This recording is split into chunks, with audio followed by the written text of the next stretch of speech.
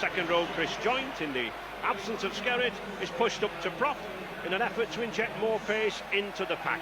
And it's in that pack where Great Britain have to meet the Kangaroos head on. No worries for Australian coach. His problem has been who to leave out, and his decision reached this morning is to hand Alan Langer the number 7 jersey ahead of Ricky Stewart. The Brisbane Broncos scrum half will take control behind the pack, and he'll certainly be around in midfield if Bradley Clyde, the Canberra Raiders second row, makes his customary breaks down the middle. He's a man with Fittler Great Britain will have to watch. And the Kangaroos winning 7 Ashes series here since 1963. That's the strength of the opposition. Referee Graham Annesley, used to a big crowd, and Mal Meninga certainly is, as we're underway. Joe, conditions underfoot, very, very slippery. Yeah, with the weather we've had this morning, torrential downpours really, I don't think either side would have wished for it, because both teams want to play attractive football.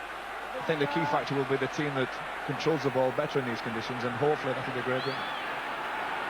And Steve, reaction from an Australian to the wet weather? They don't normally like it. Well, they don't. The last few times that Australia's played Great Britain in these conditions, Great Britain's come out on top. And it's Great Britain in possession, as we especially make a welcome to viewers from New Zealand and Taiwan. Graham Annesley, the 5th tackle. One of many kicks I think we can expect this afternoon downfield, fielded there by Brett Mullins, the Canberra Raiders, and that's a good chase already, Joe. Well, they always say that your kick's only as good as your chasing team, and that was an excellent chasing team. They went down the straight line and stopped Mullins almost immediately as he got the ball. The tackling, Joe, certainly got to be sound in the middle. We've got to stop these Aussie forwards from coming through, haven't we? Well, in the games they've played already on this tour, you know, they've exploited, in most cases, weak defence. Ellery Hanley, I'm sure, has instilled in this Great Britain team that they have to bolster the defence and stop them coming down the middle. And there is one man who's exploited a few weaknesses in defence. Laurie Daly with that kick, well picked up there by Robinson. But again, good chase from Daly from his own kick, and Steve Renouf there wearing the headgear. Phil Clark did well to hold that ball. Very wet. Jonathan Davis.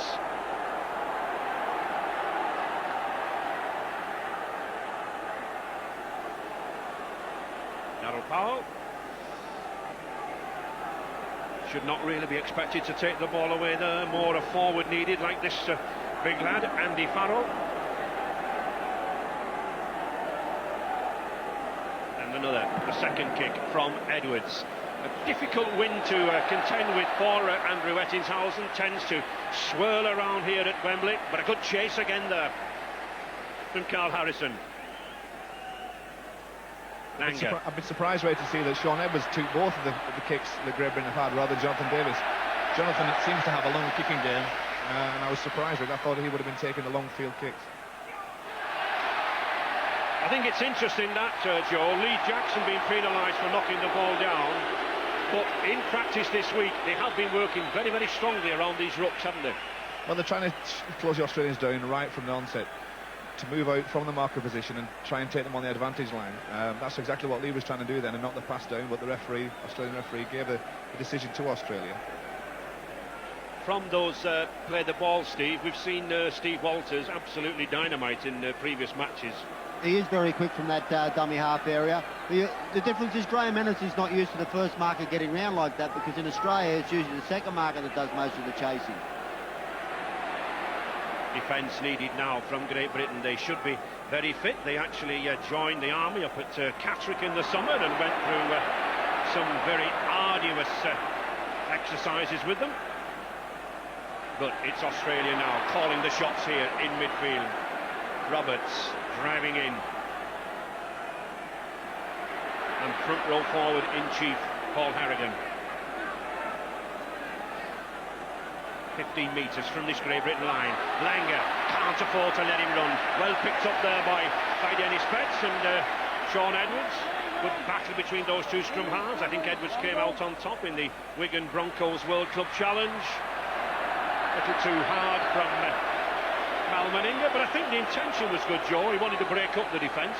It was, that was the right thing to do. A little bit hard. When you've got legs the size of Mal Meninga's, it must be hard to put a little kick in.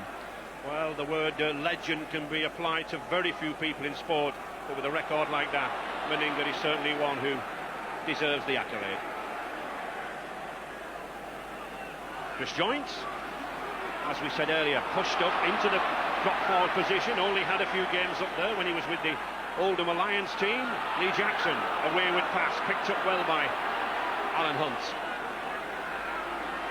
Hunt, very pacey, normally a wingman, but has plenty of experience at centre. Jackson looking for support.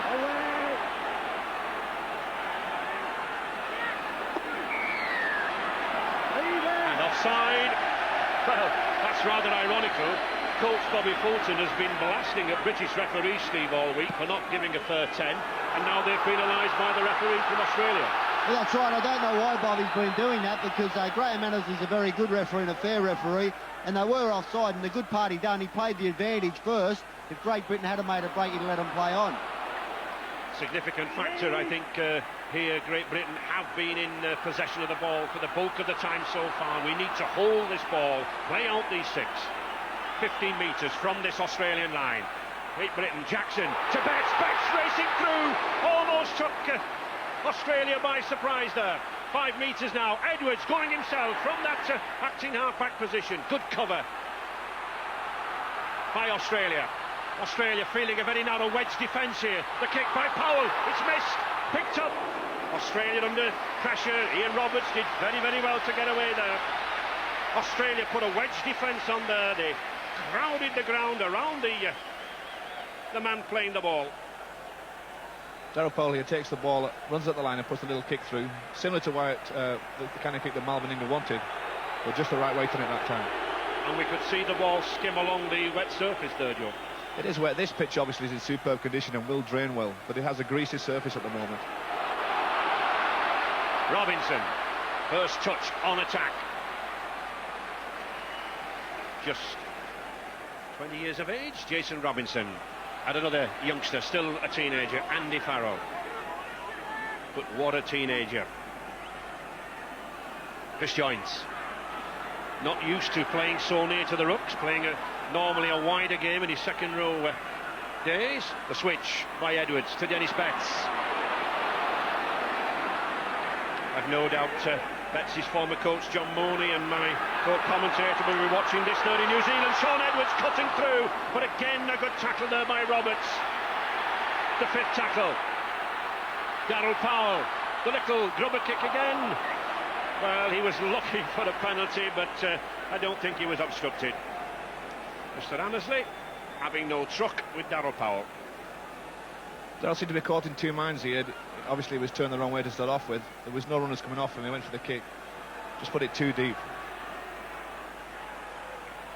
And Richard down there on the sidelines. Yes, Ray, very satisfied on the Great Britain bench. They're playing it carefully, they're playing it methodically. You've seen what happens when Great Britain have the ball. The instruction is that when Australia have the ball, they've got to get up on them as quickly as possible. Close down that 10 yards from the play the ball. Going well so far. Certainly are closing them down. I'm a little bit surprised, Joe. All the kicks so far have been grubber kicks. Davis was practicing the very high kicks here yesterday afternoon. Yeah, I think later on when the game develops, I think Davis will be putting those bombs up, the high kicks, and testing Mullins at full-back. Right now, though, he has to retrieve a great kick from Australia. That is a good kick, putting pressure on the man we're speaking about, Jonathan Davis. But it's the chase that's significant there from Laurie Daly. Martin Offiah helping out. Clark. And that's significant, Joe, isn't it? That's how you want to start the game. That's exactly what Elray have been trying to get them to do, just to control the ball in the early stages, put the pressure on the Australians, and make mistake-free football. Good tackling, typical Australian tackling, and from Langard as well. Barrow driving in. Certainly Great Britain taking this game to the Kangaroos. Back to Edwards again, this time to Davis. And there's a high one. Testing Ettingshausen. Oh, he takes it well. Superb catch from the Cronulla wingman. Nothing wrong with the kick. Well judged. Mullins. This is tremendous skill off Andrew. I mean, he's looking over his shoulder. He's coming from behind him and It does juggle a little bit, but he takes a great catch there off a very good kick from Jonathan Davis.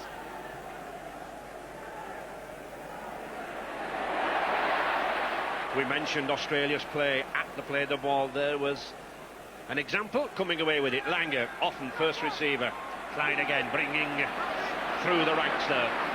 Running off Daly.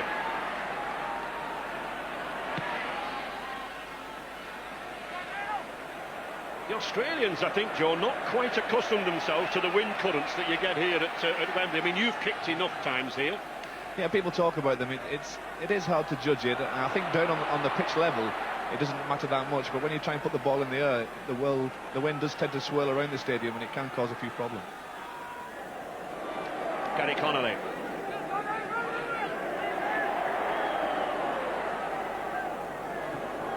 That's good use of the blind side there by Lee Jackson and Robinson, but well covered once again by that prop forward there, Paul Harrigan. Edwards. Switching play, Connolly. Steve, Halifax, your club did this very successfully last week, switching play continually against the Australians. You have to do that because, as you notice, you've got a very tight defence. They're not spread out, and you've got to try to get them going one way and get your attack going the opposite way. You get the defence going.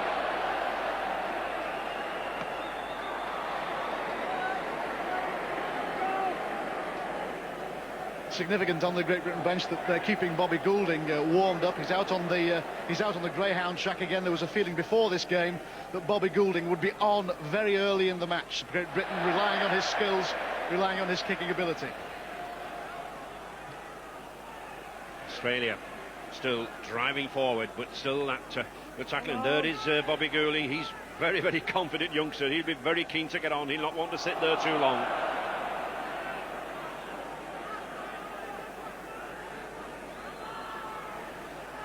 Great Britain last won these Ashes way back in 1970. Down under. A sensible kick on that fifth tackle there. Keeps the Kangaroo momentum going forward. Laurie Daly. You mentioned the Australians had fluffed a few kicks really. He's obviously learning. It's a learning curve, and he's took to it quite well, because that was an excellent kick in the corner. It gives Australia a scrum in Britain's territory. Australian pack still significantly bigger than the Great Britain one, but certainly I think much more mobile than the pack that was here 4 years ago.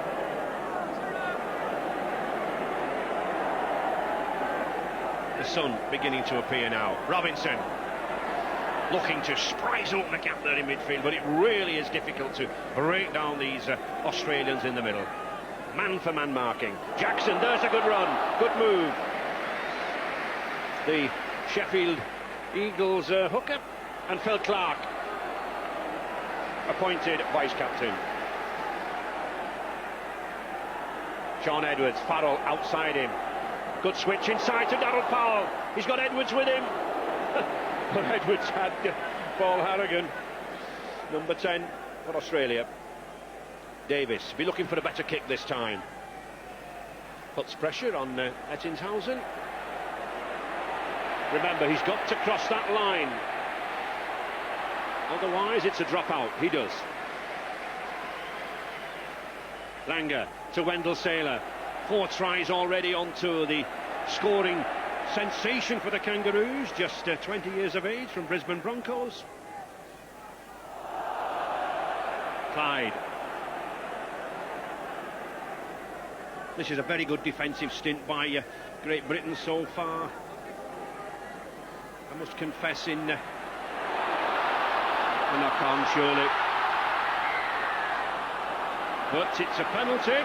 He's been obstructed, he's been held back. Referee Annesley playing an advantage. Alan Hunt had moved up very quickly to close the space down for the Australians. Managed to get a hand on the ball, and his second attempt to grab it, I think he was pulled back there.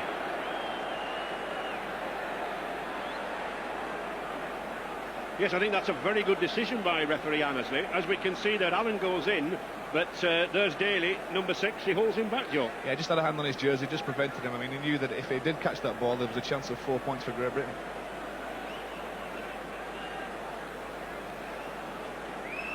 And Jonathan Davis to kick. Well, 24 hours ago I sat in this same position in the commentary box and watched Jonathan Davis take a kick from exactly this position yesterday afternoon in practice, and he kicked it. Can he do the same now with a crowd hovering around the 60,000? A little different kicking on a quiet, calm Friday afternoon. Davis then. And there is the difference. It is the pressure that can get through to a kicker, even one as experienced and as prolific a point scorer as Jonathan Davis. You've kicked out there, Joe. It's difficult, isn't it? Well, yesterday counts for nothing. Jonathan would slot this over 7 days of the week normally. This one, he just pulled it slightly to the left of the post. He'd be disappointed with himself there.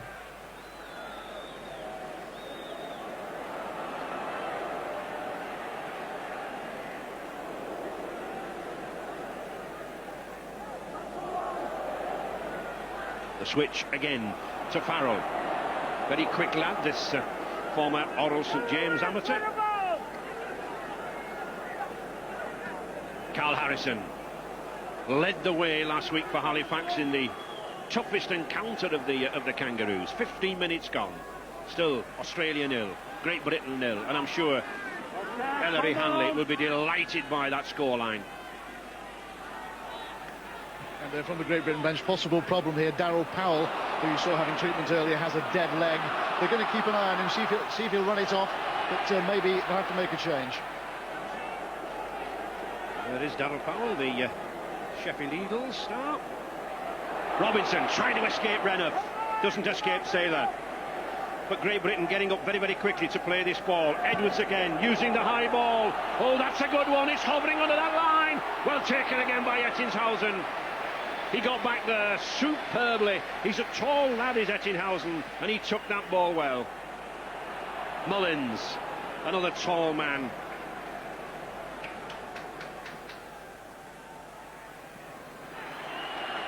Sirenen started quietly in the game. Paul Sirenen, second row. Here's one man who certainly hasn't. Chris Joint, the Great Britain number 10, been tackling very, very well.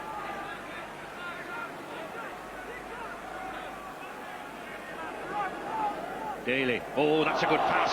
He dumped it to Great Britain, but it's a forward. The intention was excellent there.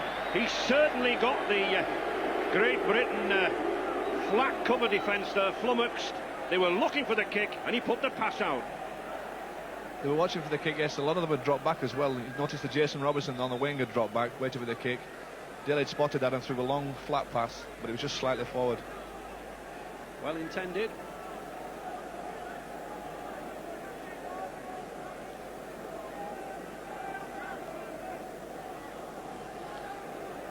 Both these halfbacks have got an excellent pair of hands on them, can distribute the ball very, very well. And when you see a gap like that, like Larry Daly did then, they have the speed to get the ball there fast. And on the final tackle, the handover to Great Britain. Joints. Farrow.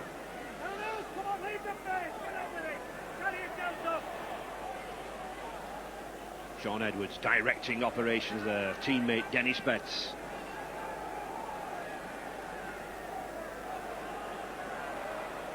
Davis. Oh, that looks a hint of obstruction, but referee Annesley letting it go. Australia, Steve, packing the midfield with the defence. They are. They actually look a little bit lethargic. If you have a look, they've got their back. They're running back with their back turned to Great Britain a lot. And in actual fact, I think Great Britain's on top at this stage. Australia aren't moving forward that quick in defence. Well, how many times have we said Great Britain look on top, but against Australia you just dare not make a mistake. That's the key, Ray. You have to do it for 80 minutes. You have to control the ball, keep tackling, play mistake-free football, and when the chances come, you have to take them. You mentioned that Ellery Hanley would be pleased with the scoreline. I don't think he will. He'd have wanted to try, or possibly the penalty from Jonathan Davis. He would have felt a lot better, I'm sure, with those points under his belt.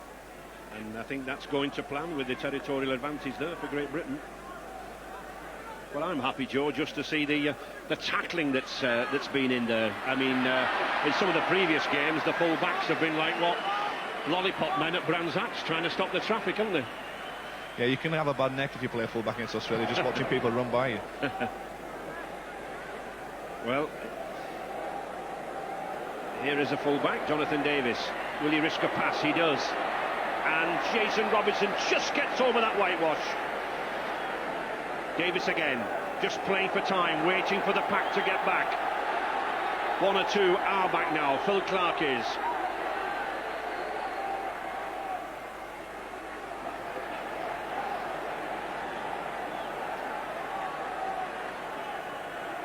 Fire done very, very well there. Oh, just couldn't get away.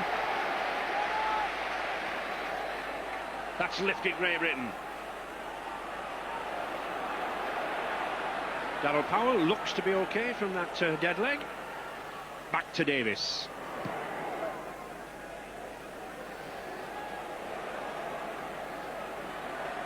And there is the thin red, white and blue line, so necessary against a player like... Well, did he play that ball? I don't think he did.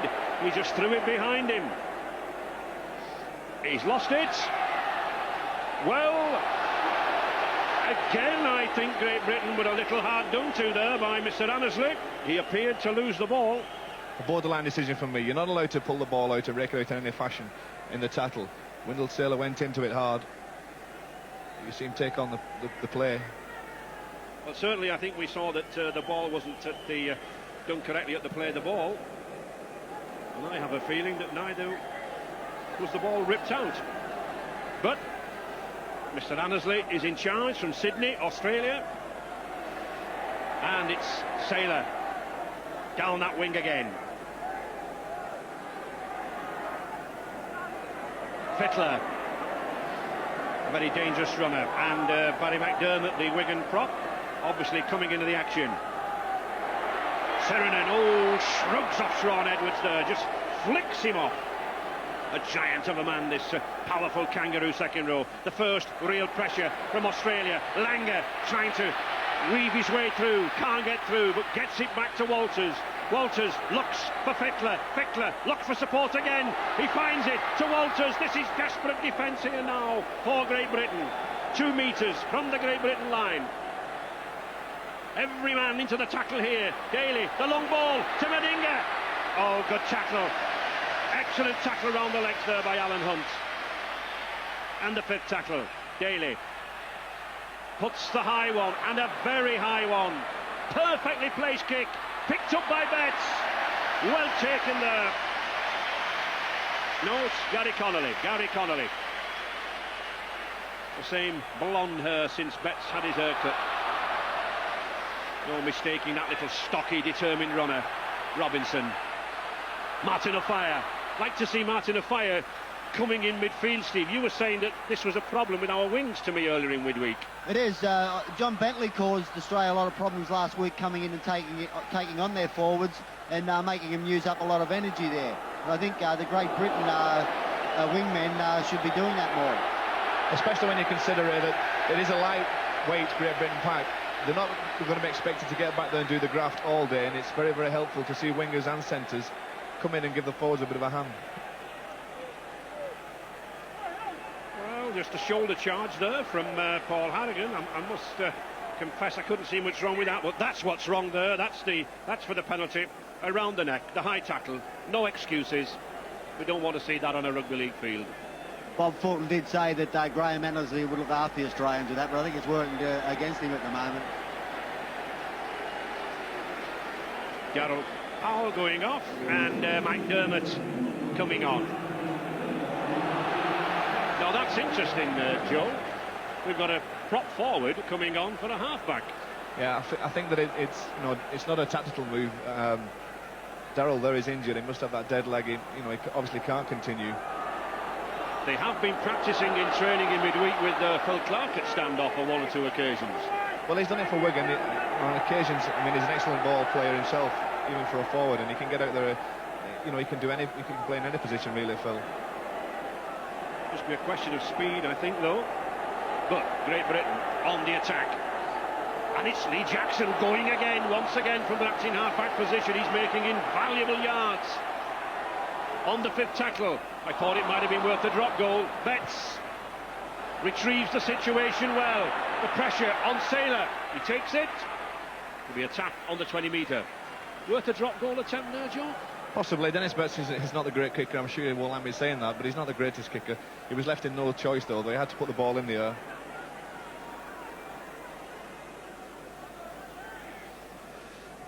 Australia been in tremendous form in the previous matches. 36 tries in 5 matches, well up on their average, and when they scored 68 tries in 13 matches on the last tour, certainly been opening out the play. Walters having difficulty on this occasion.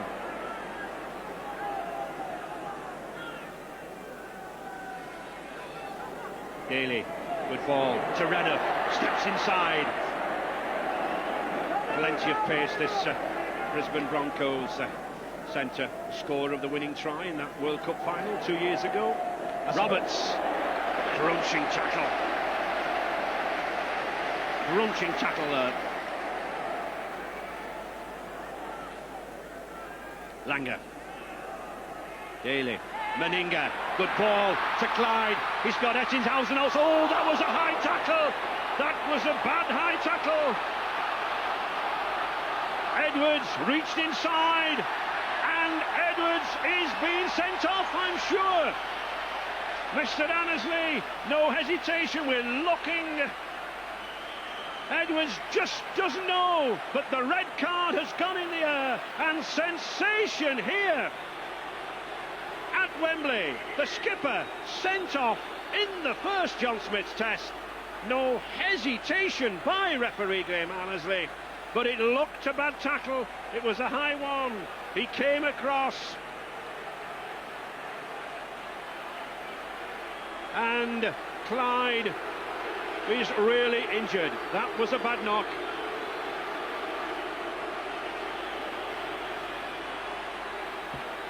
Well, disconsolate figure of Shaun Edwards. He came across. He stuck that arm out. Clyde went down, and referee Annesley had no hesitation. Hardly an example to set for the many youngsters here.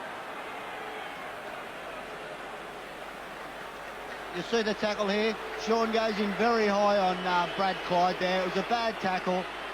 He never attempted to go low, and he's got his marching orders. But that was the first time Australia actually threw the ball wide, Ray. In fact, we see he almost jumps in. He jumps into the tackle, doesn't he? As Clyde cuts inside. His feet are 2 foot off the ground there.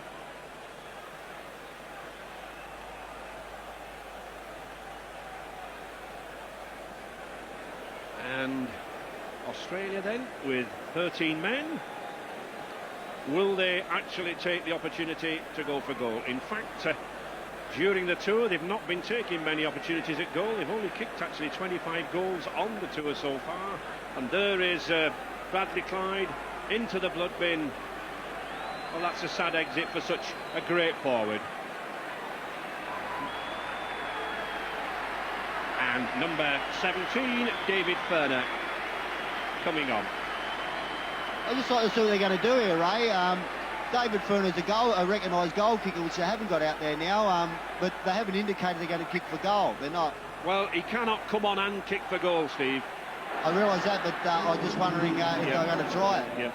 Well, obviously they've got the confidence now with 13 men to 12 men. It's Australia then now, the tails up, driving in. It's Paul Harrigan and Ellery Hanley, and his assistant Gary Hetherington must be stunned by that. Fittler weaving, dodging, 4 metres from that Great Britain line. I think we'll see now, Ray, how important that decision to put Bobby Golden on the bench. The scrum half, Shaun Edwards has obviously gone off now. He had to go off, being sent off. And I don't think it'll be long before we see Bobby Golden come on the field and take over the reign of scrum half. Meninga puts the kick across field. Sailor underneath it. But gratefully received by Robinson. Yes, and I think what we've also got to expect there with Goulding coming on, we've also got an extra forward on in the shape of McDermott, haven't we? That's right, it's worked out quite well. I mean, it's obviously disastrous really for Great Britain to lose Shaun Edwards, especially at this stage of the game. But hopefully things will work out well with Bobby coming on, and as you say, Barry McDermott already been on there in the forward. one of the advantages, Joe, is that under international rules the blood bin is unlimited. Yeah, and that's a good thing. I mean, you can go, obviously he was a little bit concussed there when he went off Clyde. He can go and have a freshen up, you know, get some smelling salts, get his act together and get back on. I'm sure you'll see him return. Well, Bobby Goulding itching to get on there, and let's hope that Bradley Clyde does come back, because he doesn't deserve to leave Wembley in such a manner. Carl Harrison then driving in, Britain down to 12 men.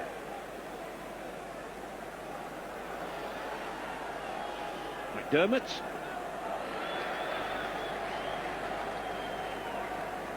Just 10 minutes remaining in this first half. Still Australia 0, Great Britain 0. Davis looking to get away, can't quite get his footing, tackled there by Ferner. News from the Australian benches that Bradley Clyde is slightly concussed. He's got lacerations inside his mouth, as if the sending off of Sean Edwards wasn't bad enough. The Australians felt on the bench here, Bobby Fulton felt that they were getting the upper hand after half an hour. They felt that they'd broken the Great Britain pattern of play. Davis. He's got the height, but he's not got the distance underneath that kick. Picked up by O'Fire. And picked up by Langer. Ferner. Well, remember his father, Don, now the chairman of the selectors, coming over here in the mid-50s with the Kangaroos, a father and son.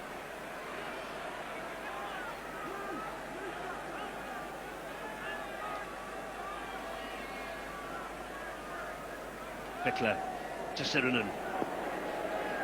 Paul Sirinen, number 11 there, been rather quiet at the moment, Steve. He has. I think that's only the second time that he's actually hit the ball up. He's made a couple of tackles, but overall he has been quiet.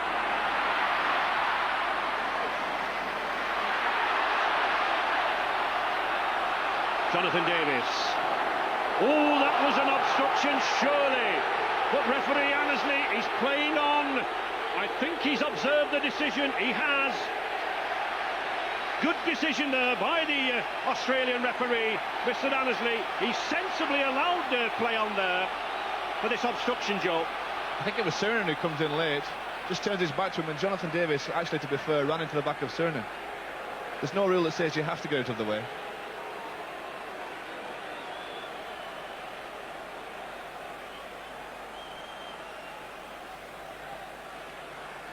This is the Sean Edward incident here. I think the major factor here is that there's the step of Bradley Clyde. He comes back inside, and Sean Edwards is going at full speed to cover across, but he does go high, and you know, it's very sad to see. And deservedly is sent off. And Phil Clark, the vice-captain, is now the captain. What a task for this youngster. Directing operation, and Andy Farrell having a rest. And I think it's necessary that one has to spell these forwards down when you're down to 12 men, Steve. You do. They're going to have to do a lot of work now, Great Britain. It's a great blow to them. But as Joe was saying before, I think they're going to have to get Bobby Goulding on there shortly. Well, Bobby Goulding is on for Andy Farrell. Davis. Similar kick to his first miss, but from the other side of the pitch. So can Great Britain, 12 men, go into the lead? They can! Jonathan Davis strikes the first blow. It's Great Britain 2, Australia 0. So some heart into the fans, some heart into the players, but with 12 men, a long, long way to go.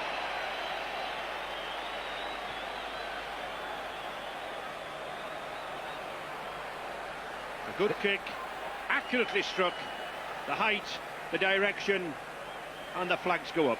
2 points. Jonathan Davis will be pleased with that. It tested his mettle, really. After missing that first kick, he struck that very, very well. And there is Bobby Goulding, the little live wire from St Helens, been in fine form. Alan Hunt. And with 12 men, Great Britain have to make even more use of these sets of 6 now, haven't they, Joe? Yes, and they have to make sure they control the football as well. There's no good turning the ball over to Australia early on in the tackle count. They have to control the ball and work their way gradually upfield. But we have seen in the past where 12 men really muster together and come up with a great performance, and let's hope that's the case here for Great Britain today. Well, it certainly will have to be a great performance because Australia will be looking for the overlaps on the 5th tackle then. Back to Davis now, taking the kicks. Oh, and that is a long one. Sends Australia and Ettingshausen right back there. Just a little too long.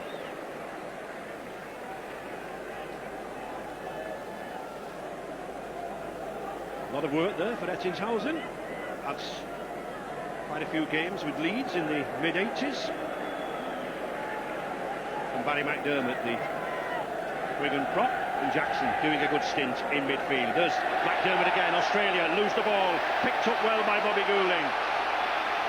The crowd getting behind this 12-man Great Britain. Dennis Betts. Oh, he shouldn't have offloaded that ball there. Martin Offiah not expecting the pass. Well, I think really he should have been, but a mix-up between the two Wigan teammates. That's what we talked about. He had his hand up there. He said he was sorry. You have to control the football. Australia just turned the ball over to Great Britain. It was the first tackle. Then he saw the opportunity to offload it, but really he should have kept all of that.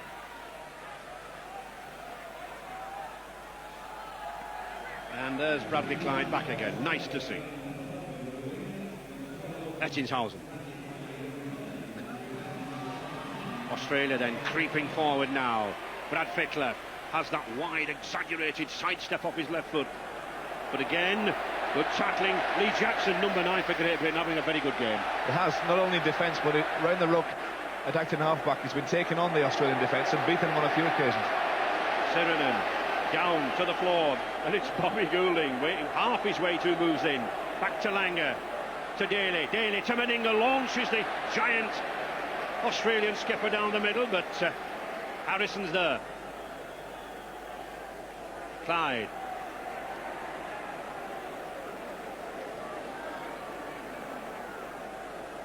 Langer looking for one of his bombs.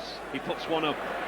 Davis underneath it. Ooh, it bounces badly for Australia, but fortunately for Great Britain, it bounces dead. It was fortunate too, because these balls could bounce in any direction, as you well know, Ray.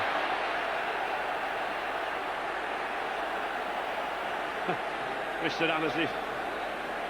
Well, Great Britain once again in a muddle there. Would you believe it, Steve? They're trying to rush it too much. You know, with 12 players, they want to slow it down. They don't want to go 100 mile an hour. Oh, Goulding coming away beautifully. Now then, he's got a fire on his outside. The fire's gone inside. Oh, surely I thought he had space on the outside. But Goulding making play at the half-back. Here he is again. Clark, good pass to Betts. Betts to Davis. Davis, he's got some space. He's going for the corner. He's got his head back. And the Welshman is in for a magnificent try at the corner. That's the speciality of Jonathan Davis.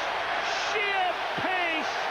Bobby Goulding injected the spark in the middle. And Wales' hero finished it off at the corner. Sheer magic. Surely one of the greatest attacking players in world rugby. Jonathan Davis from Warrington, Hormley from Connettley. Now Great Britain. Great Britain launched an attack down the left-hand side, quickly spun the ball out to the right-hand side, and Jonathan Davis, a little bit of a dummy, straight through the gap, pace to burn, goes round Mullins, and a great try in the corner. That's exactly what Great Britain needed. And Joe, if someone has the pace to go around this man Brett Mullins, he is fast. Oh yeah, you've got to give him respect for that now. I mean, to take him on like he did, he knew exactly what he was doing. Mullins gets there in the end, but Davis is over the line. And here we see, it's the pass, the dummy. Now then, the sheer confidence in it. Mullins, 6'3", long, tall striding, phenomenal pace, can't get there. Jonathan Davis does.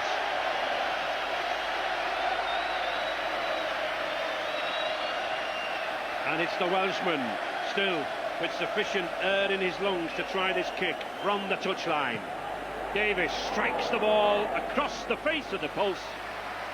But tremendous try there from Davis. Tremendous boost for Great Britain. 6-0 for Great Britain. And down to 12 men.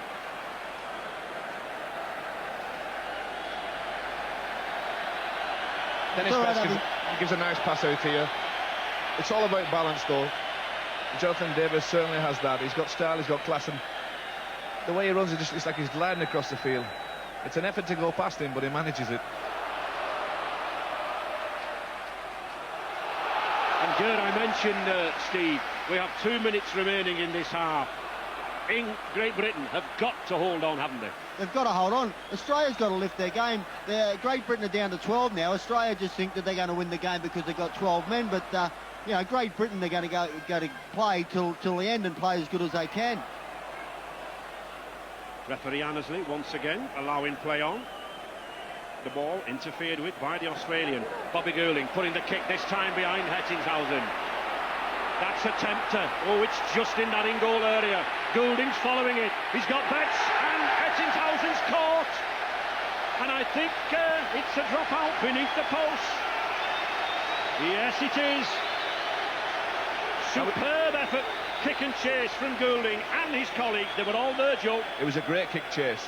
Goulding kicked it, was the first to get there, and I think Andrew Hettinghausen might be a little bit injured after that tackle.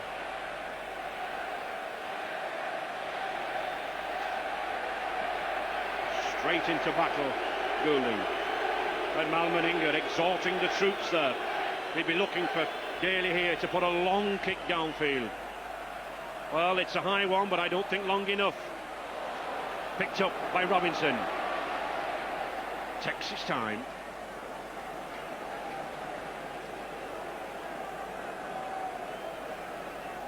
Betts looking dangerous at the first receiver there, often beating the first tackler.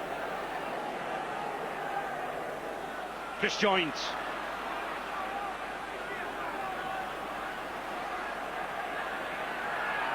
Goulding again, looking for the drop goal. Well worth the effort in the closing seconds of this first half. And Bobby Fulton, second there behind Jeff Carr, the manager, just going back to the dressing room. He'll not be happy with this first half performance. He won't be. He'll certainly be telling his men that with only 12 men, they've got to lift their game, Australia, instead of just think they're going to win it.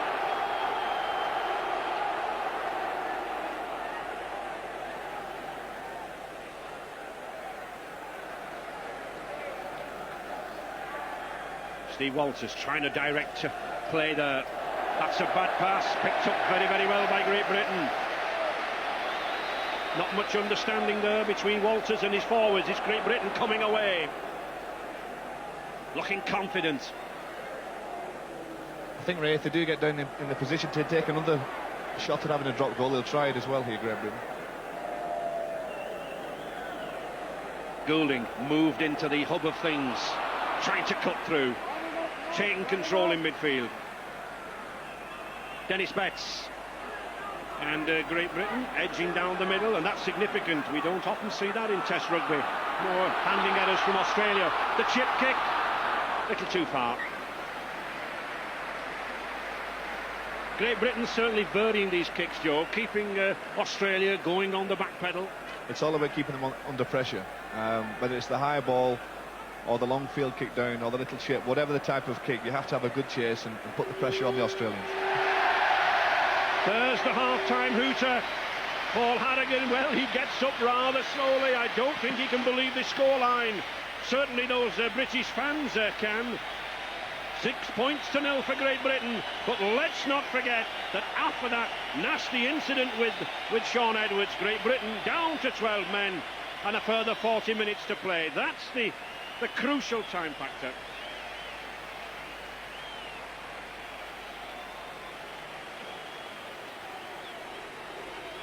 We've still got a mountain to climb, but certainly we're halfway up it already.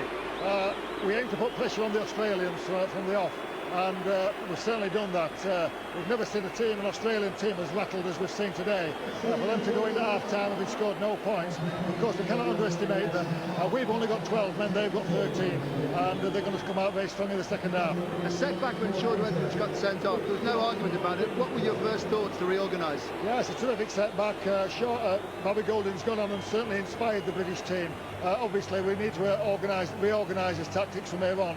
But so far this has been a marvellous effort by the Great Britain team, and this could go down as one of the all-time Great Britain victories. Still a long way to go, but it's setting up for a great finale. What do you have to do in the second half? Well, we've obviously got to do what we've done in the first half, continue to put them under pressure, control the ball and put the kicks in, and come up with the chances that we created for Jonathan Davies, and we've got the players in Davies and Martin Appiah and Bobby Goulding who can finish the job. Great game in prospect, thanks. Thank you. Thank you, Steve, and 40 minutes remaining is an awfully long time for Great Britain to hold out, but as I said, they have been training regularly, and in the summer they did pay that visit to Catterick, the army camp, humping logs around at the crack of dawn. They are very, very fit, but then so are the Kangaroos. But Bobby Goulding there and Phil Clark, they're the two men now we will have to inspire. Phil Clark, a degree holder from Liverpool University Movement Science. He knows all about energy. He knows all about strength. He's going to have to hang in there and make sure that his teammates do. Martin Appiah, we've been looking for something special from him. And I think, Joe, Australia really have got to move this ball from one side of the field to the other. They've got to tire Great Britain, haven't they? Yeah, they've got to get the passes wider. I think it's, Gary Schofield mentioned it at half-time that Ricky Stewart might be coming on in the second half, just to get that ball wider, faster, to attack us, to attack Great Britain on the outsides. With them being one man down, it's going to be very difficult for them to cover the whole of the field. It surprises me though, Joe, just looking at the Kangaroos there, not an awful lot of bounce in them as they come out on the turf. No, Great Britain looked the better side, didn't they? The more keen side coming out for the second half. Let's just hope that stays the same throughout the next 40 minutes. Yeah. The next 40 minutes, surely, possibly the crucial time in this three-match John Smith's Test Series, as the large crowd settles down despite the heavy rain at half-time. And something special now needed from Mal Meninga, who sets a record 15th Test against Great Britain, beating former Kangaroo skipper Keith Holman's record set in the 1950s.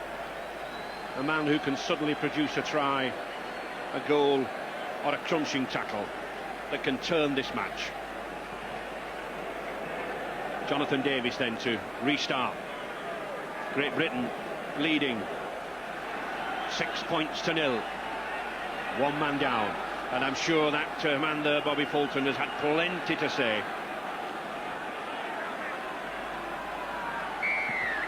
And the man who's made him have plenty to say, Jonathan Davies, launches into the second half, and Thurner, the number 17 substitute, first catch of the ball.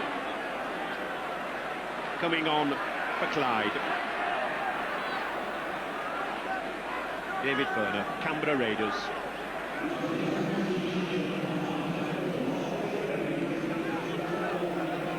And Richard, can you give us any information on Bradley Clyde? The news of Bradley Clyde, Ray, is that he has been taken to hospital. So they're obviously very concerned about his condition. He's been taken to hospital initially for preliminary checks. Well, that's very, very sad. I'm sure we all hope that he recovers.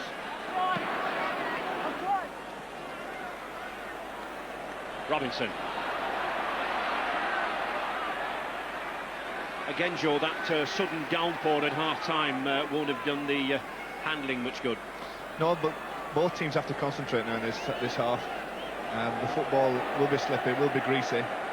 It did lash it down at half-time, and it's going to be very, very difficult to maintain control of the rugby ball. Australia's last defeat on British soil, of course, here at Test in 1990 by 19 points to 12. And just look at that, 92 tackles made in a half. When did Australia last make a tackle count like that? Well, they've been put under pressure and they've had to do it. They've had to come up with the tackles.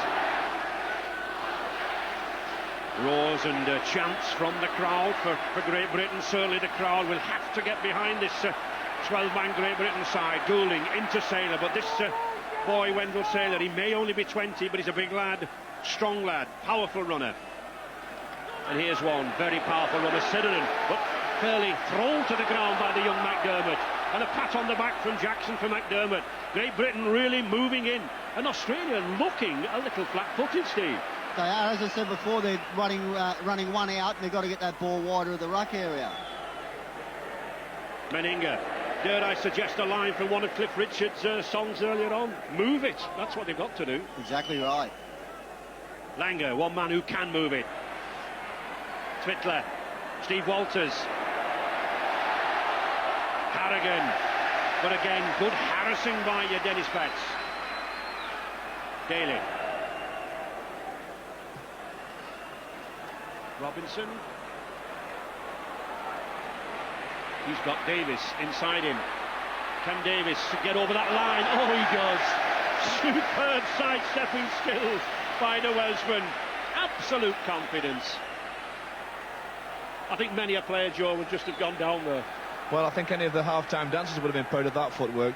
To beat 3 of the Australian players in his own in-goal area was fantastic work from Jonathan Davis there. Phil Clark. Well, his father, Colin Clark, had a win against Australia here. Can son Phil? I'm very impressed with McDermott, Joe. He's come on and he's played well. He's attacking him on the fringes of the ruck, and also in defence he's bolstered his defence up. He made some very, very good tackles. Chip kick from Dooling. Picks up Langer, doesn't give Langer any time at all to get the play. Roberts looking for support, finds it in Steve Walters. There is a gap there. Walters is looking for it.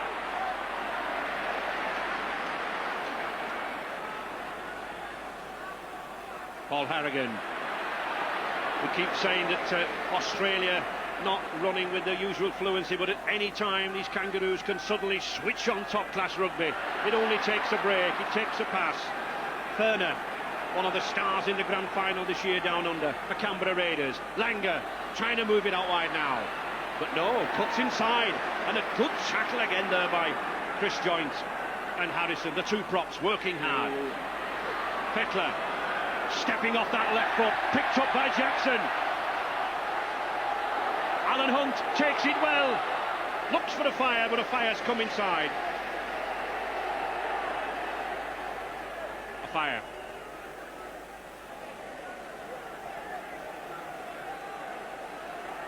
Great Britain using Dennis Betts a lot at first receiver, Joe. Yes, you know, with not having a recognised strong heavyweight pack, they have to use the whole of the pack to take the ball up, especially one off the ruck to cart it up. Carl Harrison is good at it, he does it all the time for his club side. But now Great Britain with this lightweight pack, they all have to take a share of it. Davis, well harassed there by Daly, and that harassment caused the kick to go direct into touch. That was good play by Australia. Maybe the mistake Australia's looking for there, Ray. It's about one of the first that Great Britain's made in their own half. Yeah, Laurie Daly just put in enough pressure on Jonathan Davis on the kick for him to lose his balance slightly and put the ball straight out. The scrum's gone to the feed. Daly, good switch move there by Mullins. Mullins looking to step outside. Forced inside by Hunt. I think Alan Hunt's had an excellent game in defence. I'm sure before the kick-off the Australians were looking to exploit Mal Meninga, with Alan Hunt being a winger usually playing in the centres. His defence has been superb. Furner. Martin Offiah coming to the rescue there, aided and abetted by Phil Clark. Another strong tackle by Chris Joynt. Langer, he's got support on his outside here now. Daly just couldn't get that ball away, but it's Great Britain under desperate defence. The fifth tackle. Langer puts that little grubber kick through. Langer's going for it, but Davis is there. Good use with the left hand. All he had to do, flick the ball away, but Langer thinking there, putting pressure on Great Britain, making Great Britain turn for a change. This is one of Alan Langer's stronger points. He runs out of the defence on the last tackle. A neat little kick through, and Davis is forced to put it dead. Ooh, and that's a good kick. Pinpoint accuracy. Touch judge there, Tony Brown. Surprises Andrew Ettingshausen. He looks at the whitewash, but the touch judge right on the spot. Good drop out. It was a little bit close to the touchline for my liking if this had gone straight out. But it bounces, well, the inches inside the white line. Australia then in possession. Daly looking to move Renouf wide on this outside, but Davis is there. Jonathan Davis coming in very well from the full-back position there, using his pace to counteract Renouf. Saylor, he can sidestep, beaten two men, gets a good pass out there to Ferner. Ferner driving now towards the post, loses the ball. Jonathan Davis, lurking with intent, picks it up, and Betts comes away. Great Britain breathe again. Difficult time for Great Britain here, Joe. They're penned in the 20-metre line, aren't they? They've been under pressure in their own territory for quite a while now. They need to have 6 good tackles, advance the ball up the field and have a good kick chase, just to relieve a little bit of that pressure off themselves. Harrison.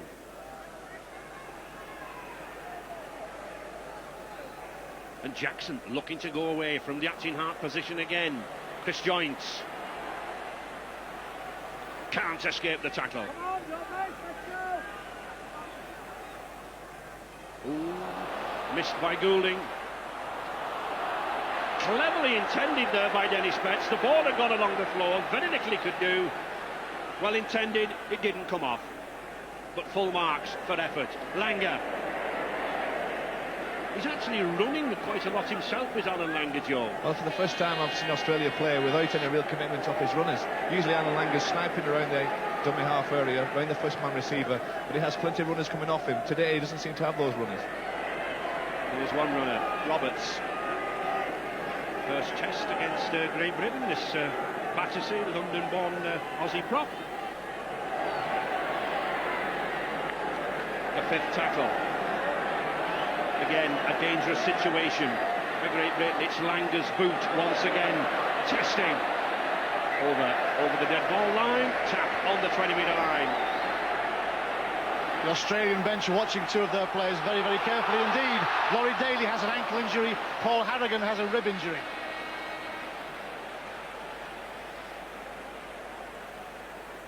Clark setting the example. Gary Connolly. Great Britain have got to cross that halfway line, then put the kick in, put Australia back on their own line. Carl Harrison. Oh, almost got the pass away to Goulding, picked up by Walters. He's got Meninga with him. That's bad play, Ray, though. You spoke about it, you said they had to get over the halfway line and put the kick in. Once again, Great Britain are back in their own half, defending for their lives. Fittler. Mullins, he's got some space there, he's got Davis on his inside. Good tackle again by Robinson. Davis pushed him out there, but it's Australia on the attack now. Wendell Saylor.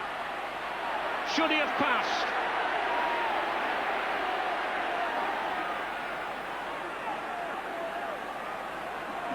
Pressure on this 12-man Great Britain again. Langer, that's the sort of pass we expect from Langer. Daly, Meninga's lost it. It's picked up by Great Britain.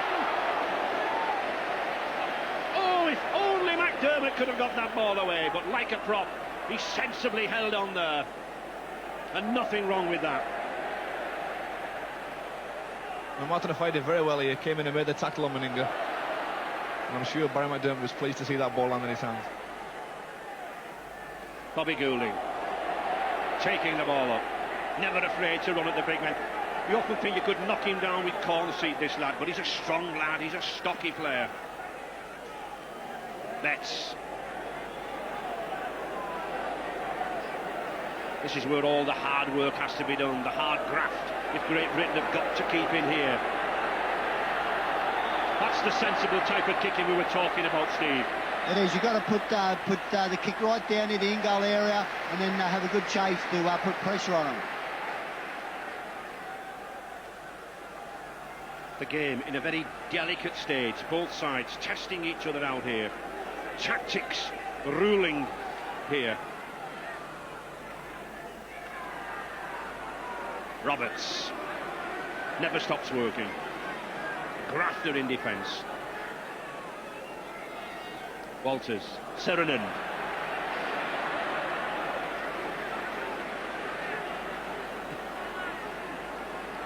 Fittler, he spotted the gap and he came off that left foot sidestep. He's got Langer. Oh, but that's a good tackle by Davis. Davies knew exactly where that ball's going, but it's on the 5th tackle. Australia on the attack on that right-hand side there. Meninga, he puts the kick in. Ettingshausen's going for it. But it's a penalty, offside.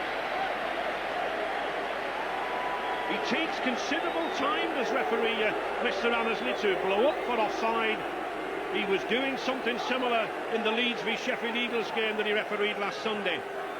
And here he is again. He gave Australia the advantage before he blew up. And once again, Australia not going for goal, but driving towards the post. 12-man Great Britain desperately holding out. Alan Langer coming forward.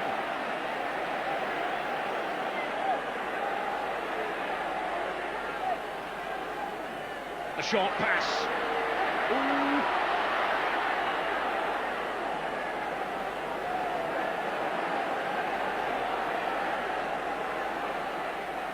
Langer down this left flank. Daly, he's got Renouf. Well watched by Connolly.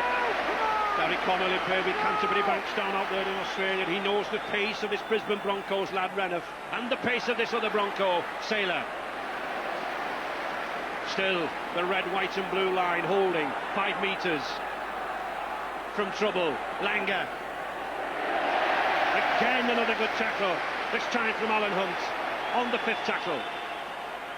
Langer, the little chip, oh, he's picked it up! He almost had it, but Davies has come up with it, but I think the referee will rule a knock-on.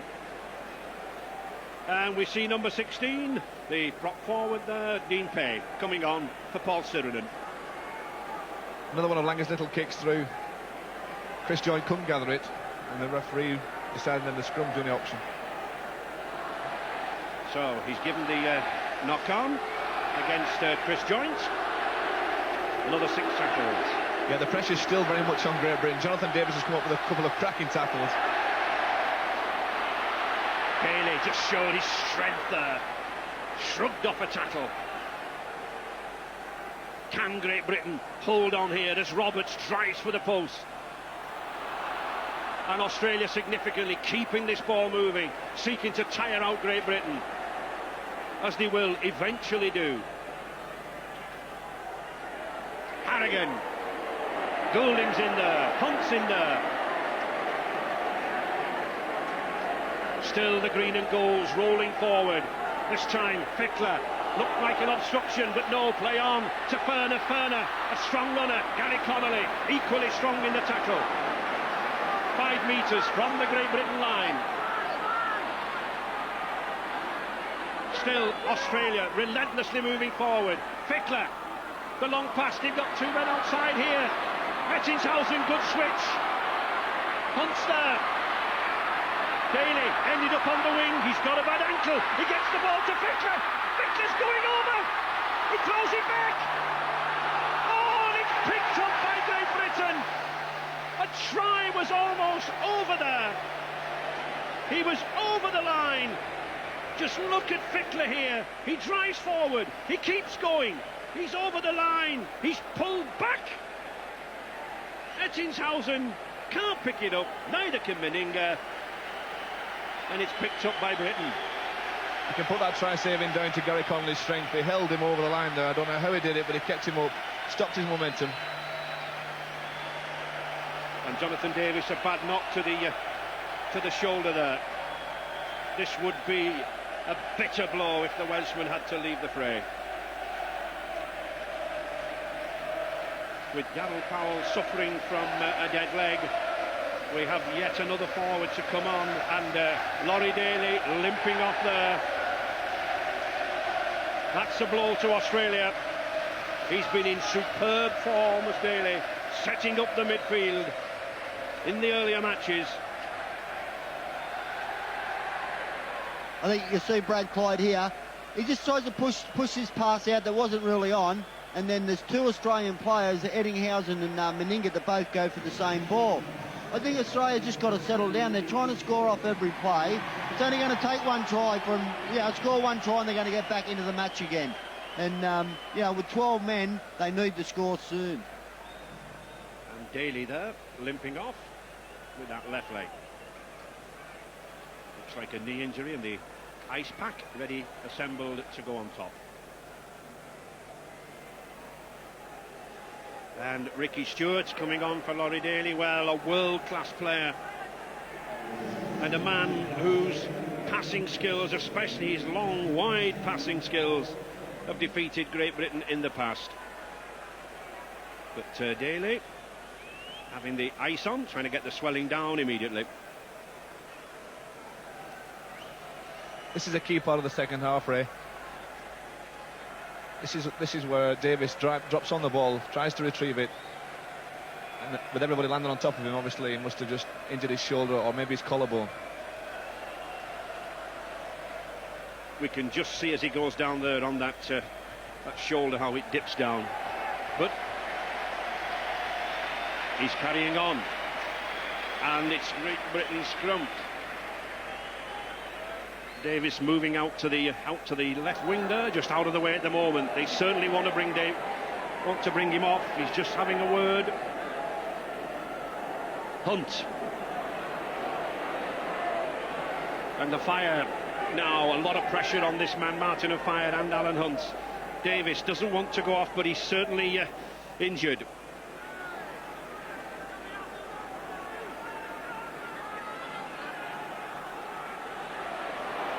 Robinson. Come on now, let's get up, go! Betts. And Alan Bateman, another Welshman coming on. Alan Bateman, the former Neath player and Warrington player for Jonathan Davis. Well, he too had a fitness test just before kick-off on a hamstring. Let's hope it holds out. The Great Britain doctor there from Wigan, Dr. Zaman.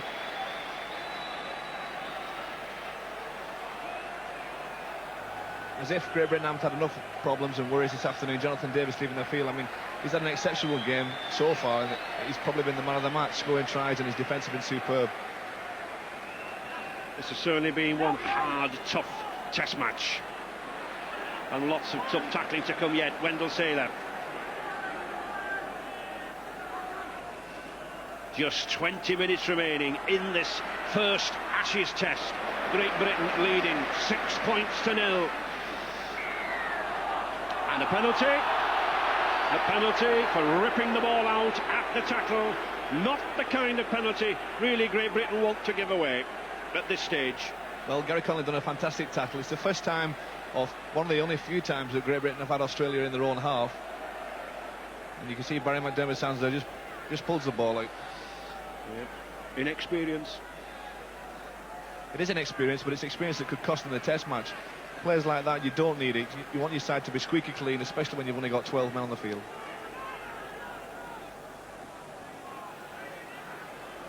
And the situation with Jonathan Davis, who's talking to Dr. Zamal on the bench now, is that he has a slight dislocation of the right shoulder. The shoulder not fully out, but obviously very painful for Jonathan Davis. Dean Pay driving in. So Great Britain once more up against it, but holding the upper hand on the scoreboard. Walters looks to find Langer. Langer cuts through, finds Dean Pay. This man Pay, he certainly can run this prop forward. He's been one of the revelations on tour. Stewart inside to Fittler. Fittler, the kick through, Offiah's there. Sensible play from Martin Offiah. Kicks the ball dead. It'll be the dropout beneath the post. Brad Fittler starting to really show his class in this game now. Brad's starting to take it on himself. Laurie Daly's off. He's showing his kicking game and his good skills, and I think you'll find that he's going to be their playmaker now, Brad Fittler. And we've got to ask ourselves, Steve, how much longer can Great Britain hang on? Well, they're doing a great job at the moment, but as I say, Australia just got to work for that first try. Once they get that first try, I think they'll go on from there. And Mick Cassidy there, the Wigan lad in the headgear, coming on for Carl Harrison. Again, a fresh player into the fray for this final 20 minutes. Harrison done a superb job for the hour. But it's all Australia at the moment, and it's this man, number 13, former Penrith half-back star Fittler, making the half breaks down the middle. Langer, Stewart, Australia got the two playmakers on the field now, Stewart and Langer. But this is the man causing the trouble, Fickler. Sirenen driving, loses the ball. Picked up once again by McDermott. Cassidy.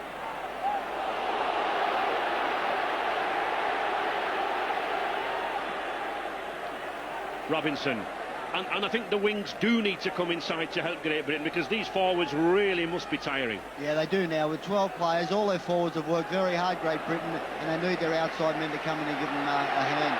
The onus certainly on the freshmen like Bateman and Cassidy to get in there, put the runs in. On the fifth tackle.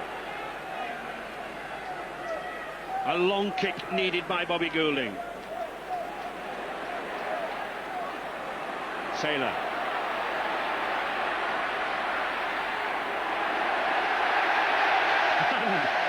When we talk about any tiredness, it doesn't appear with tackles like that. Goulding moving in, but Mullins making the half break. Jackson there again. Tremendous effort from Great Britain, not only to contain these 13-man Kangaroos, but to be leading at this stage. Meninga to Renouf, the mishandle, but for a knock-on, the ball must hit the ground. Roberts. Australia, for me, seem to be caught in two minds. They can't decide whether to play the power type game or the wide expansive game. And yet they have both of their halfbacks on, Langer and Stewart, who like to play the wide game. Well, they can play the wide game, but when they do get it wide, they've always got to run it coming back in. They seem to be persistent with this, trying to come back in field all the time, running into the defence instead of trying to get the outside.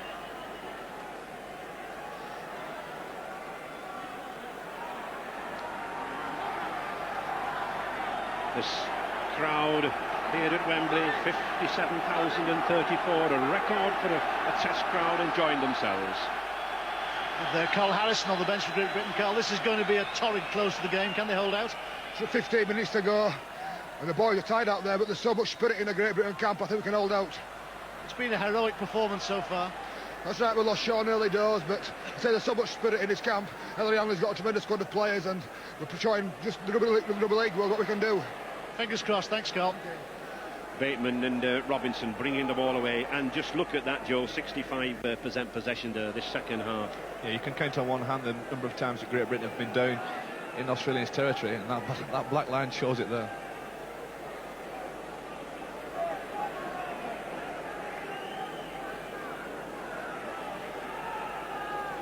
15 minutes remaining then for Great Britain to absorb this pressure, and they will absorb it with kicks like that from Goulding. He spotted Wendell Saylor. He was up a little bit too flat, put the kick behind him, and the touch was found. It was a good kick not only because it got the distance, but also it goes into touch on this occasion, which gives his forwards a rest. Rather than have to have the chase on and get up there quickly and make the tackle, they can take the time and walk the scrum. It certainly does give his forwards a rest, and there's nothing a forward likes better than at this stage of a game than just to walk to the scrum, especially in your opponent's 20-metre area. Saylor.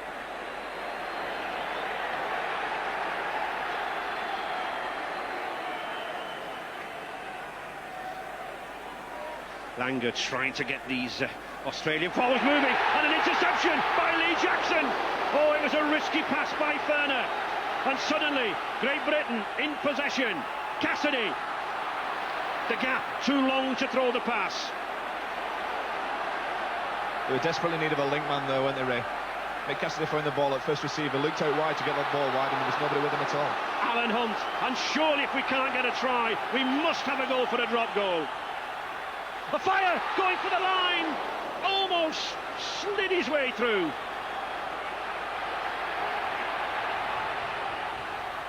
Goulding puts the chip over the top. Robinson searches for it, just goes into touching goal.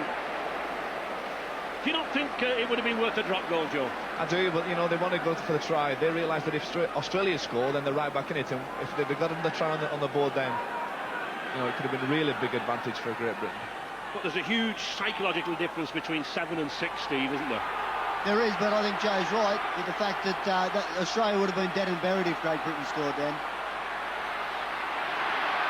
I bow down to both of you. Australia then still looking for the equalising try and conversion. Approaching the halfway line. Oh, and Steve Walters for once gets away at the acting halfback, Mal Meninga. They've been very well policed this afternoon. But the position and the territory moving back to Australia. Roberts loses it, manages to get it back. Dean Pay.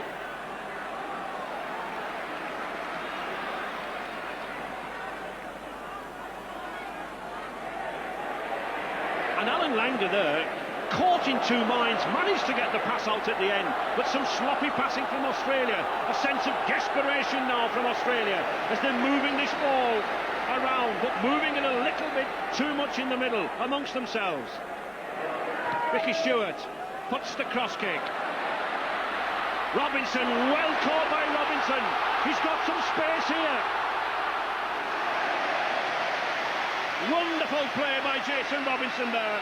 Out of defence, onto attack.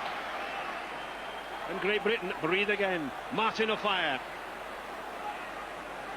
getting through a lot of work that is not normally noted for, Joe. No, but Great Britain, Australia test match, you have to do it. You have to come in and give your forwards a hand. And Jason Robinson and Martin Offiah, the centres, they've all done their bit. Cassidy, one of the quick young forwards in the game, Mick Cassidy, an all-purpose forward, can play in any position. Offiah, that's a good pass. Alan Bateman, Jason Robinson. That was good covering there by number 4 for the Kangaroos, Steve Renner. Took 2 or 3 players out there. Goulding again. Puts the bomb, puts the high one on Mullins. And it's Mullins coming away with it.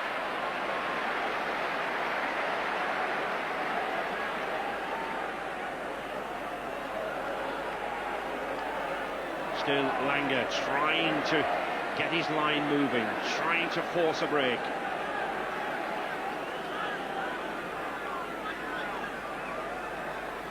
Hitler. Renouf. Solid tackle there by Alan Bateman, and a hand injury there for Mullins. Certainly been a bruising, battling test match. Ball went behind him. Hunt looking for the interception there. Atkinghausen can't get round Martin Offiah. And still Australia not taking advantage of the extra man. The kick picked up by Bobby Goulding. He's got a fire outside him. Oh, he's a forward pass. But he's also given a knock on earlier. Boos from the crowd. But referee Annesley blew the whistle. A little chip over, Lee Jackson got his hand to it, and the referee called it back for that, and there was nothing wrong with it. Well, I must say I didn't see anything wrong with the initial tap down with Jackson and Goulding. Australia's very lucky. The ball definitely went backwards in that play there. And Martin Offiah incensed at that. But still, Great Britain hanging in there, 6 points to 0. 9 minutes remaining. Who will be the victor in this first test? Steve Renouf. Meninga.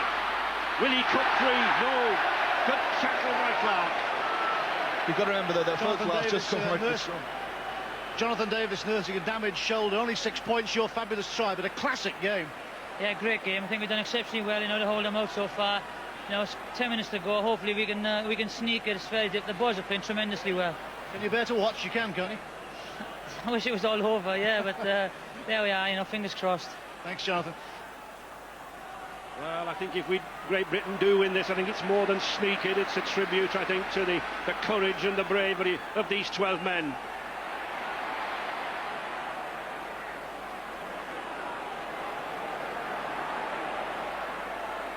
Australia moving in. Stewart, Meninga, Renouf, he's got a 2-1 here, he's going himself, Renouf is in! Steve Renouf is in! At the corner here, Australian fans at last on their feet. He scored the vital try in the World Cup final. He's taken a knock. But Renouf brings Australia to life. And at last the Great Britain line is punctured. I think Steve Renouf's only winded. He's had a quiet game, really. While the game's been going on, he's not done much. But here he is. They used that advantage of the extra man. Renouf throws a dummy. Crashes over the line. I think he's just winding himself the way he landed on the ball. He certainly does. He's got tremendous acceleration off the mark. Meninga, the good pass. He weighs it up. He sees Robinson has to keep to the wing outside.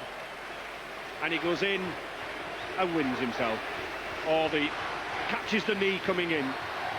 It's one of the few times, if probably the first time, that it's gone straight out the line and they haven't had a runner coming back in and turning the ball back inside.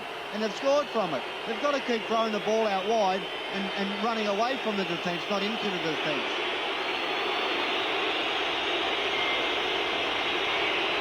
And a tremendous pressure kick here for David Furner. One of the surprise selections in this Kangaroo party. Right out 5 metres on the touchline. Furner swings his foot. Oh, it just shades across the pitch, across the face of the post. And Great Britain still clinging to a 2-point lead. 6 points to 4. Well, if there is such a thing as a plus from conceding a try, it was the fact that Australia were forced to score out wide. They've not noted for having a recognised kicker on the trip, and that was just a little bit outside his distance. Steve Renouf, the scorer, brings everyone now to the edge of the seats. 7 minutes remaining.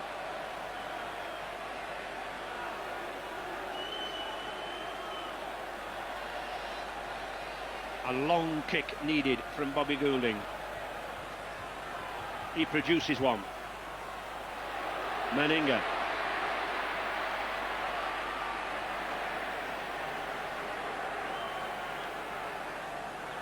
Great Britain have to call on those reserves of energy now and have to get that ball, Joe, off Australia, don't they? Yeah, they have to keep them pinned down here as long as they can. That's not the way to do it, the break like that. But they have to try and put pressure on them, keep them down here. Fittler playing the ball himself, no one was marking him, and it's Australia now running rampant, just driving over the halfway line. Walters, back to Fittler, to Furner. Just 5 minutes remaining now. Great Britain hanging in, 2 points difference, 6 points to 4. Langer, that will be too deep, surely. It is. Well, they'd be annoyed with themselves at that kick because they had Great Britain on the rack there. Steve mentioned that when Australia, if they did score, which they have done, then they'd open the game up. And just when they had Great Britain on the rack, they put a kick in that's far too long. Great Britain taking their time, probably the longest 5 minutes in Ellery Hanley's career.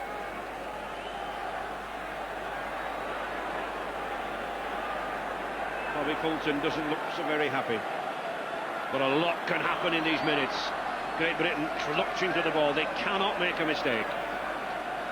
Clark, the skipper.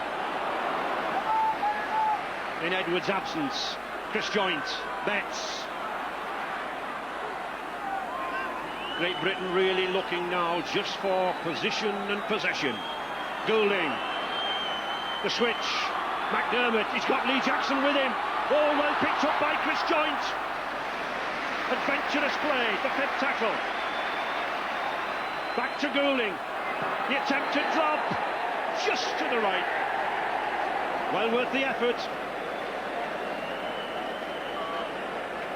Well, I've got to agree with you that time, Ray. It was worth the effort. It was the last tackle.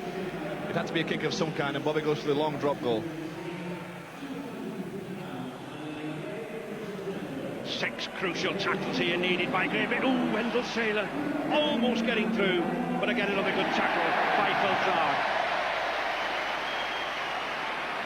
Langer out to Meninga. Meninga using his power to get Mullins away. Doesn't get him away though. Martin Offiah.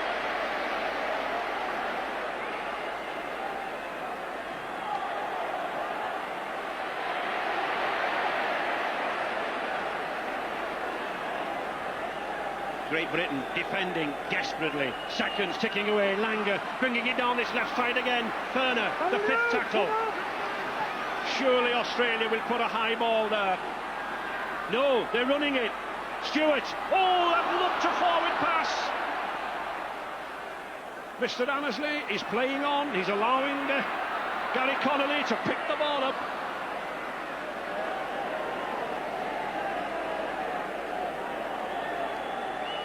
Once again, Australia run it on the last tackle, but the ball didn't go to hand. It was left to Andre Tyson just to hack at the ball. 2 minutes remaining, 2 points the difference. Great Britain have got to hang on to this ball, and there's Jonathan Davies, the man of the match. He can't bear to watch the excitement outside. Bateman.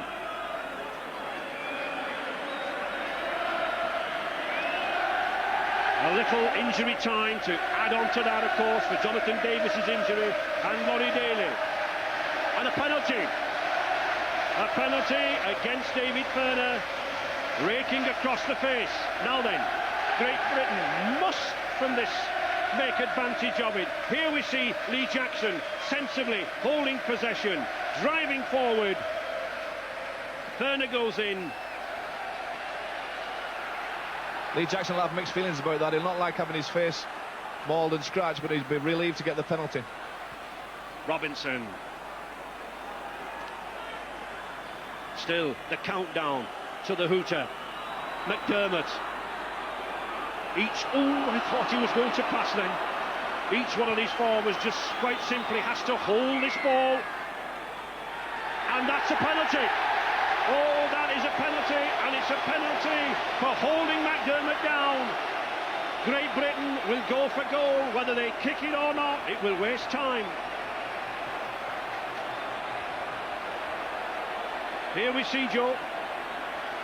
Yeah, the tackle was completed, and then Barry got up to play the ball quite quickly. Well, he played it with his hand, to be honest, but the referee judged that the Australian player pushed him down. He did, but he was held down there by Ferner. Mal Meninga shakes his head. Songs, here we go, Land of Hope and Glory, ringing around this stadium, bathed in sunlight. This could be the longest time to take a penalty you've ever seen. Bobby Golden will slow it right down.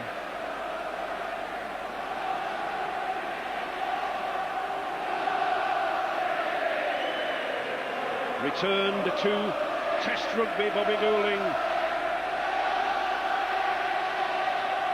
Been out in the wilderness since that tour back to New Zealand way in 90. Had a fortunate fall off the mound of sand, I think, there for Great Britain.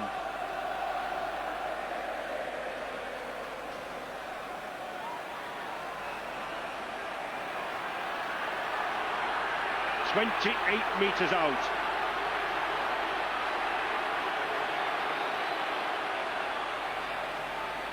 Goulding to take the kick. A lot of pressure on small shoulders. But he's up to it. The roars behind the post tell the story. The delight on Goulding and the fans' faces. That 2 points just gives the extra cushion. But still Great Britain are not out of jail yet.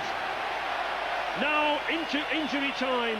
I make it a couple of minutes of injury time. And that's not gone 10 yards. Oh, it just has. Just has. A mistake by Great Britain. It was. Australia playing desperation football now. They have to do.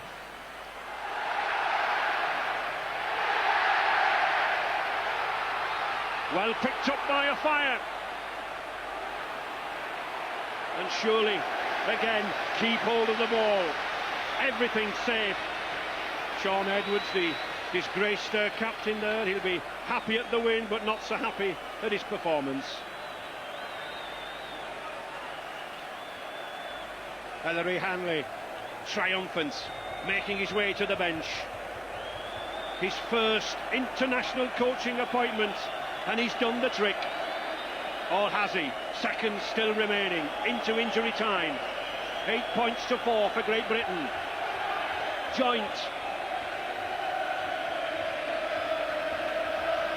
And the 13 handling errors tell everything there for Australia. They move the ball in midfield. They kept turning it back inside. They got in each other's way. Just 2.5 minutes into injury time now. Australia launching the attack. Renouf, they can't let this man get away. Surely the timekeeper's finger must be poised over that hooter. Fittler, the chip kick over. Pushed back beautifully by Lee Jackson. Picked up by Connolly. Another chance to absorb 6 tackles for Great Britain. 2.5 minutes into injury time. Jason Robinson. This will be a historic victory by Great Britain. They went into this match 3-1 on underdogs. All the money on Australia. And with 12 men, they look to have pulled off a sensational win. Jackson, he'll not be bothered how long the Australians hold him down. Cassidy, say, sure, sensible ball. There is the hooter. Great Britain have done it. Andy Farrell, Carl Harrison, encourage each other. Those fans there in Primrose and Blue from Warrington, delighted. 8 points to 4 for Great Britain. Who would have thought when Sean Edwards was sent off that Ellery Hanley could have masterminded a victory like this? And Martin Offiah, he's tasted many triumphs here at Wembley. Challenge Cup finals, tests in 1990. And here, perhaps one of Great Britain's greatest victories. Appreciated by the fans. And Mal Meninga, the gentleman that he is, congratulating Great Britain. Colin Welland, delighted. Wendell Saylor, his first taste of Wembley and defeat. Maurice Lindsay, with a grin on his face as wide as the Mersey docks. And Jonathan Davis, the hero of the afternoon with that try. I'm sure he'll forget that shoulder injury when the champagne corks start popping tonight. Ellery Hanley, that was an absolutely staggering performance by Great Britain. Well, you've got to thank all the players who were involved. They gave a tremendous effort. It was absolutely marvellous. Every player to play with 12 players against Australia shows a lot of commitment and a lot of guts. You know, take nothing away from Australia, they're still a champion side though, and make no mistake about it, they'll be back against us straight away. We've still got a lot of work to do still.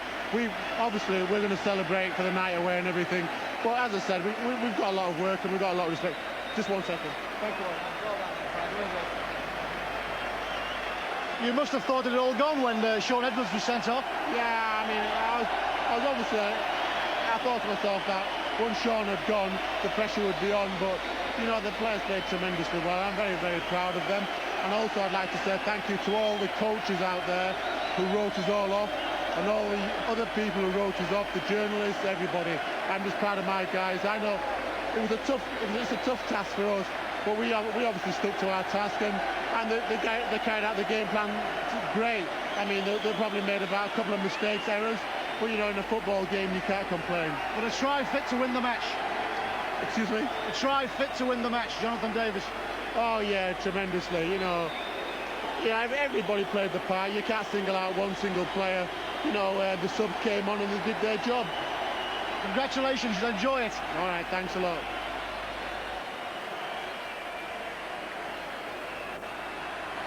Dennis Betts, what has your new coach Ellery Hanley done for this Great Britain side?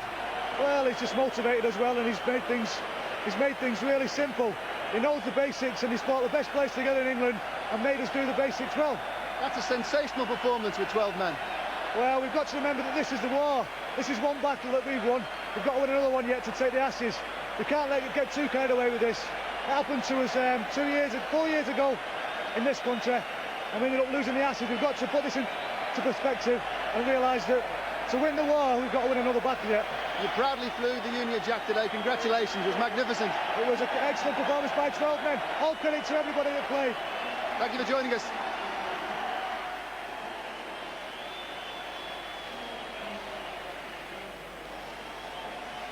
Well, Jonathan Davis in triumph there, and Ellery Hanley, he's been the silent man for 10 years. I don't think I've ever heard him say as many words. Congratulations for Dennis Betts. He put the graft in, as did this man McDermott when he came on the field. He came of age today, did this young Wigan prop.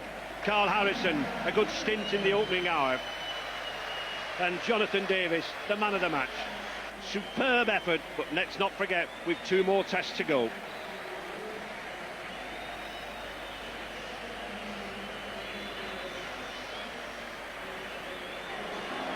Jonathan Davis, sensational. A match-winning try. Well, you know, I didn't think it'd be the match-winning try so early in the game, but like, it wasn't one man of the match. There was 13 or 15 today. It was fantastic defence. At the end of the day, that's what's won the game for us, is his defence. What do you think was the secret behind this Great British win, really?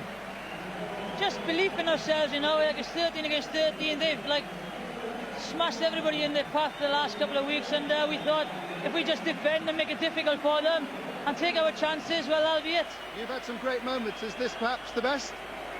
Apart from my injury, it's like euphoric. It's unbelievable. It's a fantastic occasion. To beat the world champions is like, well, unexplainable, really. I bet that won't hurt now after a victory like that. A few beers and he won't.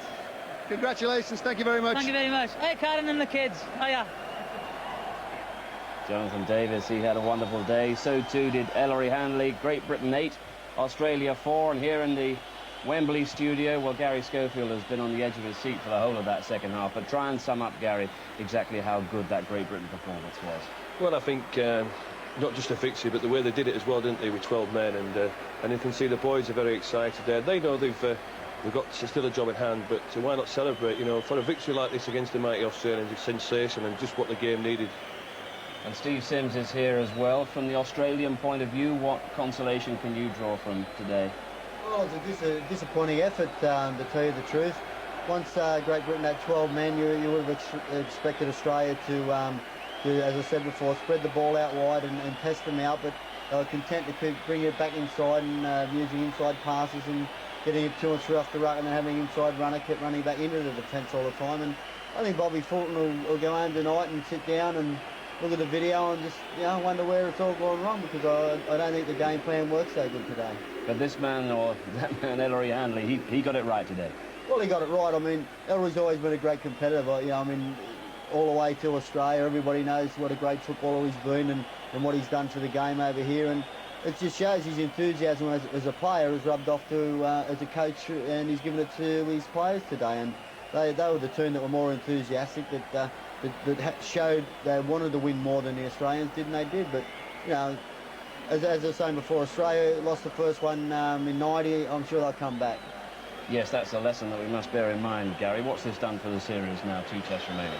Well, when we beat them in 1990, the Rugby League headquarters, you know, there was queuing there for 3 days to get tickets for the Old Trafford and Ellen Road, and it really does set the series up, doesn't it? But and I say I'm ecstatic about this victory, and you know, well done to the fellas. And I'm sure Ella will be telling the fellas, listen, we'll have a good night tonight, but we'll have a look at the video. I'm sure when the boys meet for training next week, and just see where they can improve. And it's not, you know, I want to give credit to the Great Britain fellas. It wasn't that Australia had an off day. It's the way that Great Britain played. They forced Australia to make mistakes. They're only human, and if you put pressure on, they're going to make mistakes. And with the attacking power Great Britain have got, they are going to score the tries, and it's a tremendous performance.